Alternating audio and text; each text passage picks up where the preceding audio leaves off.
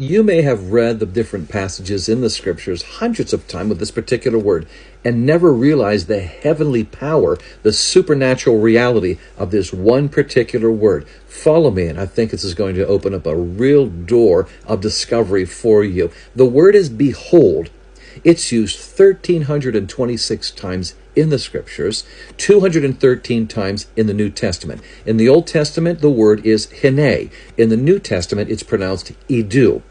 Now, when you see this word as it's presented, it comes from a root word meaning to perceive, but it's really a directive whenever you see it in the narrative. It means perceive this, but pay attention, concentrate, move out everything else, and lock in on what is to be said.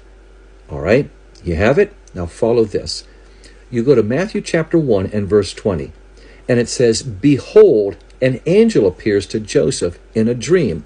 It's a supernatural encounter with Joseph, which then in verse 23 says, because of the supernatural occurrence in the nativity, a virgin, behold, a virgin will conceive, bear a son. You'll call his name Jesus. Move over to Matthew chapter 2 and verse 1. It tells you of a supernatural guidance way out there in the east.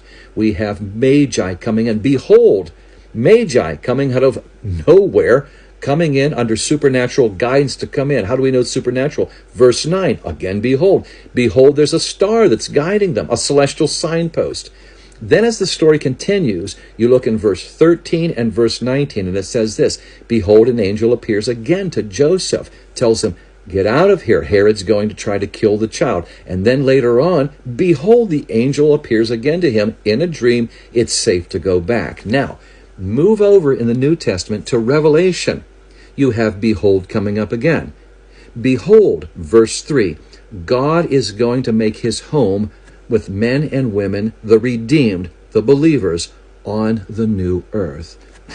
Behold, God's setting up his home, his dwelling place, the safety place with God and man. And then we see behold again in verse 5, as we're taking this all in, pay attention to this. I, says the Lord, am making all things new. All things on the new earth for the believers is unprecedented. It's all better. It's never been tried before. Grasp onto that. Perceive that. Then you look in Revelation chapter 22 and verses 7 and also in verse 12, and it says this, behold, pay attention, perceive this. I'm coming suddenly. I am coming quickly. I'm coming unexpectedly. All of these words are telling us of a supernatural event, a heavenly event. Pay attention to it, perceive it, behold.